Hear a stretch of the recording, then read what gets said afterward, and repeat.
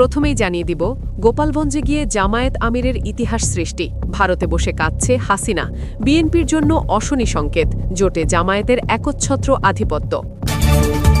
এরপর থাকছে জামায়াতের সঙ্গে জোট নিয়ে এবার নতুন তথ্য দিলেন ইসলামী আন্দোলনের প্রার্থী, জোটে ফিরতে মরিয়া চরমোনাই বীর। এবার হাদির খুনি শুটার ফয়সালের আরেকটি লাইভ ভিডিও প্রকাশ, জানালেন হাদির পরেই টার্গেটে আছে তারেক রহমান। এবং সবশেষে দেখবেন সেনাপ্রধানের গোপন প্রস্তুতি, নির্বাচন নিয়ে যে সিদ্ধান্তে কেঁপে উঠল রাজনীতি, চরম হতাশায় বিএনপি, ক্ষমতায় জামায়াত। এতক্ষণ শুনছিলেন সংবাদ শিরোনাম, এখন থাকছে বিস্তারিত। রাজনীতিতে রিভেঞ্জ অফ নেচার বা প্রকৃতির প্রতিশোধ বলতে একটা কথা আছে, ইতিহাস কাউকে ক্ষমা করে না, শুধু সময়ের অপেক্ষা করে। বাংলাদেশের রাজনীতির ইতিহাসে এমন একটি ঘটনা ঘটল যা 2 বছর আগেও ছিল কল্পনার বাইরে। যেই গোপালগঞ্জকে শেখ হাসিনা নিজের পৈতৃক সম্পত্তি এবং আওয়ামী লীগের দুর্ভেদ্য দুর্গ মনে করতেন, এদিন সেখানেই বীরের বেশে প্রবেশ করলেন বাংলাদেশ জামায়াতে ইসলামের আমির ডক্টর শফিকুর রহমান। গত 17 বছর ধরে যে দলটিকে শেখ হাসিনা নিশ্চিহ্ন করে দিতে চেয়েছিলেন, যাদের শীর্ষ নেতাদের ফাঁসি দিয়ে গুম করে হাজার হাজার মিথ্যা মামলা দিয়ে শেষ করে দিতে চেয়েছিলেন, এদিন সেই দলের প্রধান হাসিনার নিজের মাটিতে দাঁড়িয়ে বিশাল জনসমাবেশ করলেন। অন্যদিকে সেই দুর্দণ্ড প্রতাপশালী শেখ হাসিনা এদিন দেশ ছাড়া, তিনি ভারতে এখন পলাতক। এদিনের এই রাজকীয় আগমন কি শুধুই একটি নির্বাচনী প্রচারণা, নাকি এটি ফ্যাসিবাদের কফিনে মারার শেষ পেরেকটি? গোপালগঞ্জ কোনো সাধারণ জেলা নয়, গত 15 থেকে 17 বছর ধরে এটি ছিল বাংলাদেশের গ্রিন জোন বা ভিআইপি জোন। এখানে ভিন্ন মতের কোনো রাজনীতি করার সাহস কারোরই ছিল না। জামায়াত শিবির তো দূরের কথা, বিএনপিও এখানে ভয়ে ততস্থ থাকত। শেখ হাসিনা ভেবেছিলেন নেতাদের ফাঁসি দিলেই জামায়াত শেষ হয়ে যাবে, কিন্তু এদিন গোপালগঞ্জের আকাশ বাতাস যখন নারায়ে তাকবীর স্লোগানে প্রকম্পিত হলো, তখন তা প্রমাণ করল আদর্শকে ফাঁসি দেওয়া যায় না। রাজনৈতিক বিশ্লেষকরা বলছেন ডক্টর শফিকুর রহমানের এই সফর একটি সিম্বলিক ভিক্টরি বা প্রতীকী বিজয়। তিনি সেখানে গিয়ে কোনো প্রতিহিংসার কথা বলেননি, তিনি আগুন দেননি, তিনি গিয়েছেন শান্তির বার্তা নিয়ে। ঠিক যেখানে বসে শেখ হাসিনা জামায়াতকে জঙ্গি বলতেন, ঠিক সেখানেই এদিন লাখো মানুষ জামায়াতের আমিরকে ফুলের পাপড়ি ছিটিয়ে বরণ করে নিল। এটা শেখ হাসিনার জন্য ভারতে বসে দেখা এক চরম মানসিক যন্ত্রণা। তার নিজের উঠোনে এদিন তার শত্রুরা রাজত্ব করছে। এবার আসুন একটি অত্যন্ত গুরুত্বপূর্ণ এবং ভিন্ন অ্যাঙ্গেলে। আমাদের মনে আছে 5 আগস্টের পর জাতীয় নাগরিক পার্টি অর্থাৎ এনসিপির অন্যতম নেতা হাসনাত আবদুল্লারা যখন গোপালগঞ্জে গিয়েছিলেন, তখন কি ঘটেছিল? আওয়ামী লীগের সন্ত্রাসীরা তাদের ওপর বর্বরোচিত হামলা চালিয়েছিল, আর্মি ও প্রশাসনের গাড়ি পুড়িয়ে দেওয়া হয়েছিল। পরিস্থিতি এতটাই ভয়াবহ ছিল যে হাসনাত আবদুল্লাদের জীবন বাঁচাতে সেনাবাহিনীর ট্যাঙ্কে করে ওই এলাকা ছাড়তে হয়েছিল। সেই গোপালগঞ্জ এদিন শান্ত কেন? কারণ এদিন জামায়াত একা নয়, জামায়াত এখন এনসিপি এবং 10 দলীয় জোটের প্রধান শক্তি। হাসনাত আবদুল্লাদের ওপর হামলার জবাব এদিন রাজনৈতিকভাবে দেওয়া হলো।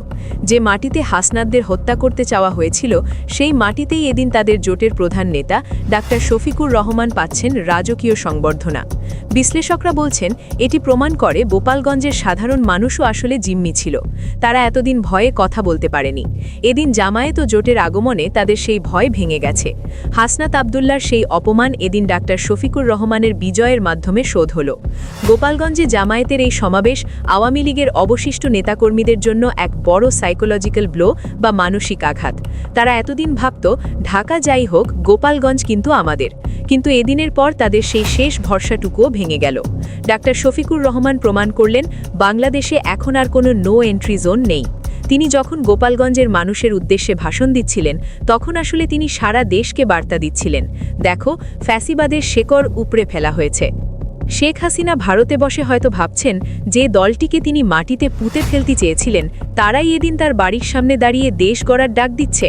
এর চেয়ে বড় পরাজয় আর কি হতে পারে? গোপালগঞ্জের এই সমাবেশ কি আগামী নির্বাচনের ফলাফলে বড় প্রভাব ফেলতে পারে? ডাক্তার শফিকুর রহমান যেখানে দাঁড়িয়ে গোপালগঞ্জের মানুষের জন্য টুঙ্গিপাড়ার সেই মিথ ভেঙে দিয়ে জামায়াত কিভাবে সেখানে নিজেদের সাংগঠনিক শক্তি আরও মজবুত করল?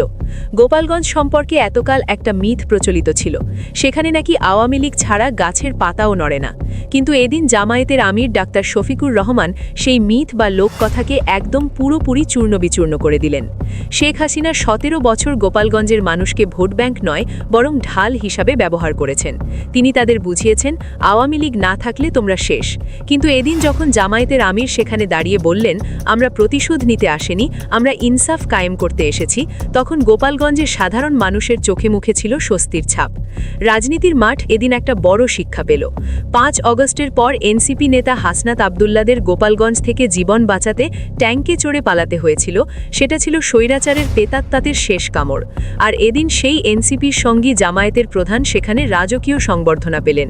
বিশ্লেষকরা বলছেন এটি হাসনাত আবদুল্লাহ এবং এনসিপির জন্য এক বিশাল বিজয়, কারণ জামায়াত সেখানে গিয়ে প্রমাণ করল হাসনাতরাও একা নন। তাদের পেছনে এখন দেশের অন্যতম শক্তিশালী সাংগঠনিক শক্তি দাঁড়িয়ে আছে। এই মিউচুয়াল স্ট্রেংথ বা পারস্পরিক শক্তি প্রদর্শনী গোপালগঞ্জের অবশিষ্ট আওয়ামী ক্যাডারদের মেরুদণ্ড ভেঙে দিয়েছে। তারাও বুঝে গেছে এখন আর আর্মি বা প্রশাসন তাদের পক্ষে নেই, আর জনগণও এখন তাদের ভয় পায় না। ট্যাঙ্কের সেই অপমান এদিন রাজনৈতিক বিজয়ের মাধ্যমে মুছে গেল। এটি প্রমাণ করল লাঠির জোরের চেয়ে জোটের জোর অনেক বেশি। সবচেয়ে ইন্টারেস্টিং বিষয় হলো গোপালগঞ্জের সাধারণ মানুষের প্রতিক্রিয়া। এতদিন তারা ছিল এক প্রকার হোস্টেজ বা জিম্মি, কিন্তু ভিন্ন মত পোষণ করলেই তাকে জামায়াত শিবির ট্যাগ দিয়ে তাদের ওপর হামলা করা হতো। ডাক্তার শফিকুর রহমান তাদের সেই ভয় দূর করে দিয়েছেন। তিনি বলেছেন গোপালগঞ্জের মানুষও এদেশের নাগরিক, তারা কারো পৈতৃক সম্পত্তি নয়। এই একটি বাক্য সেখানকার মানুষের মনে আশার সঞ্চার করেছে। তারা দেখছে শেখ হাসিনা ভারতে পালিয়ে আছেন, আর যাকে তারা শত্রু ভাবত সেই জামায়াত নেতাই তাদের বুকে টেনে নিচ্ছেন। রাজনৈতিক পর্যবেক্ষকরা বলছেন গোপালগঞ্জের এই জনস্রোত প্রমাণ করে দিল সেখানেও আওয়ামী লীগ বিরোধী বিশাল একটি জনগোষ্ঠী ছিল, যারা 17 বছর দম বন্ধ করেছিল। এদিন তারা নিঃশ্বাস নেওয়ার সুযোগ পেল। এটি তাদের জন্য এক প্রকার দ্বিতীয় স্বাধীনতা। এদিনের সমাবেশের সুদূর প্রসারী প্রভাব হল বাংলাদেশে আর কোনো ফ্যাসিস্ট ফোর্ট বা ফ্যাসিবাদের কোনো দুর্গ অবশিষ্ট রইল না। শেখ হাসিনা ভেবেছিলেন গোপালগঞ্জ হবে তার চূড়ান্ত এক্সিট বা নিরাপদ আশ্রয়, কিন্তু জামায়াত সেখানে পতাকা উড়িয়ে সেই দরজাও বন্ধ করে দিল।